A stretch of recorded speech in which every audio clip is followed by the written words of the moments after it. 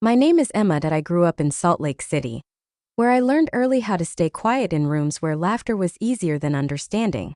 That lesson returned to me on the night of my mother's birthday dinner. The restaurant was the kind of place where polished silver caught the light just right, where everyone looked a little more successful than they really were. My family liked places that pretended everything was perfect. My sister arrived with her husband, walking in as if she owned the entire evening. She hadn't even taken her seat before announcing she'd finalized a $5 million contract for their business. The room reacted exactly the way she wanted. My parents applauded, relatives leaned in, and compliments rolled across the table like warm waves.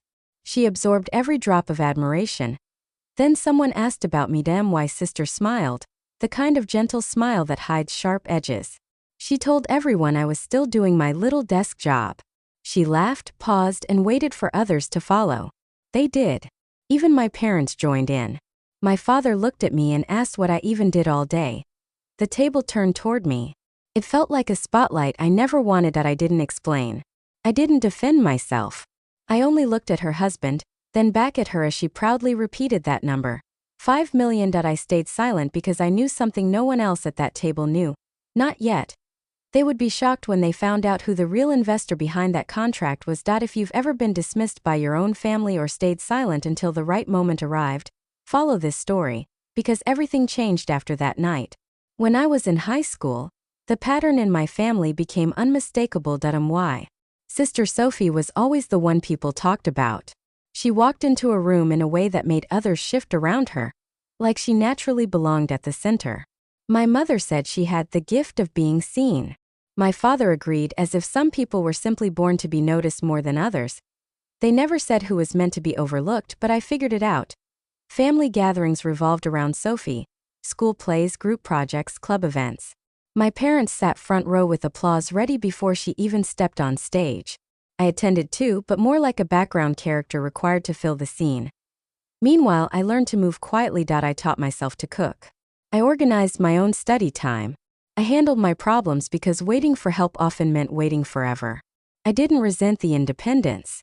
I grew to value the peace of relying on myself. At home, conversations tilted naturally towards Sophie, her clothes, her posture, her social charm. With me, the questions were small.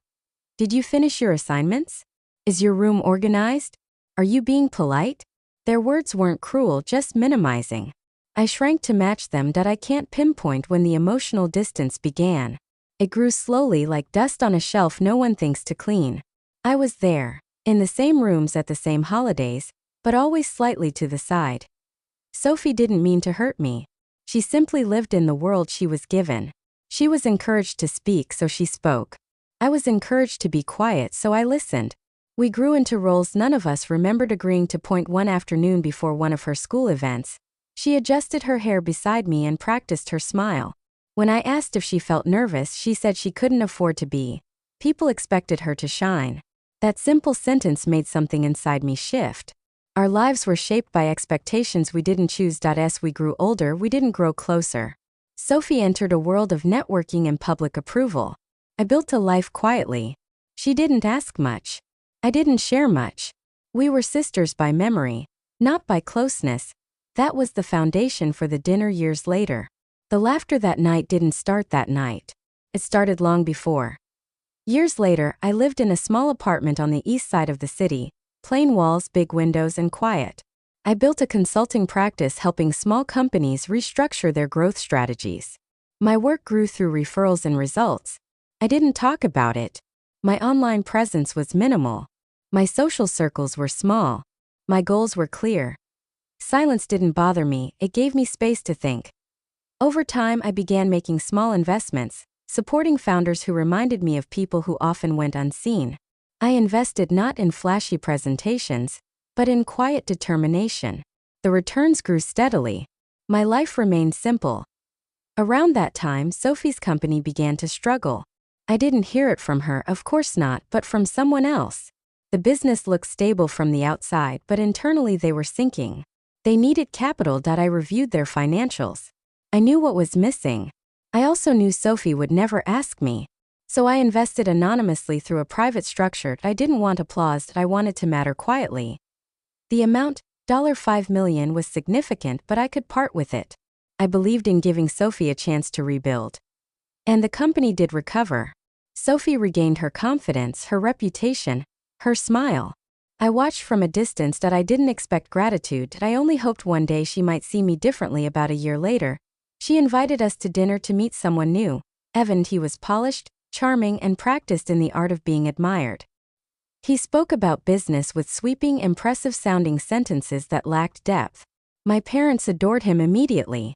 Sophie adored that they adored him, and slowly, I felt the room start measuring me against him. My mother commented on his clear sense of direction. My father praised his ambition. Sophie offered me gentle, condescending advice about aiming higher. Evan agreed with quiet authority. The implication was unmistakable. He had purpose that I did not. I said nothing. Silence can be strength. But I left that dinner knowing something had shifted, and not in my favor. Then came my mother's birthday dinner. Sophie once again positioned herself at the center of attention. She spoke about business successes and growth, her voice smooth and confident. And then, with a perfectly timed glance at me, she talked about ambition, how not everyone understood building something meaningful.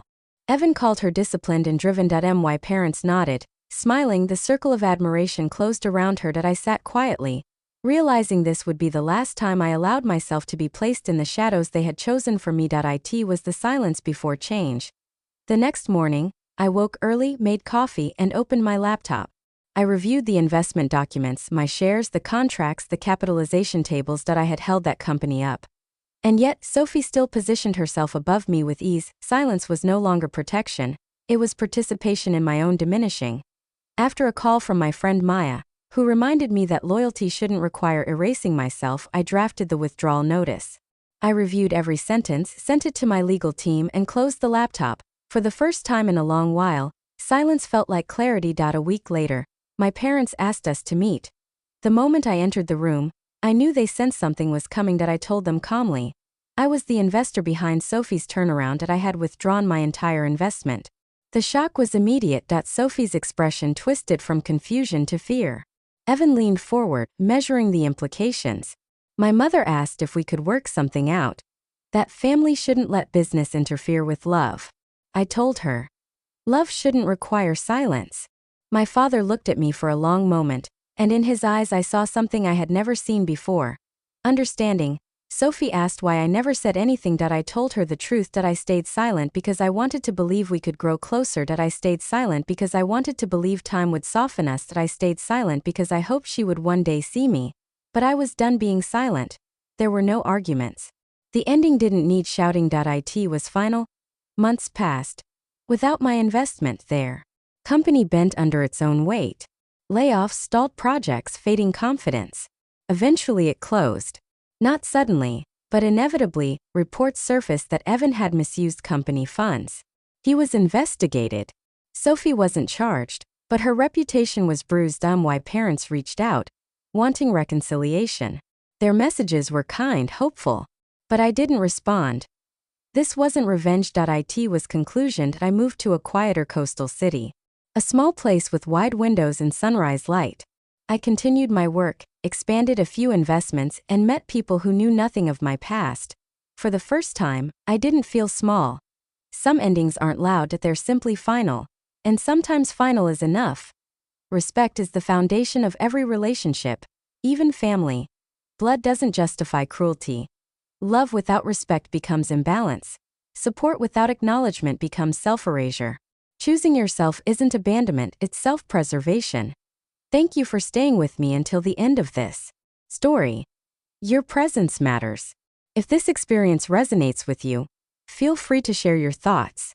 Your voice may help someone else feel understood. I appreciate your time, your attention, and your willingness to listen.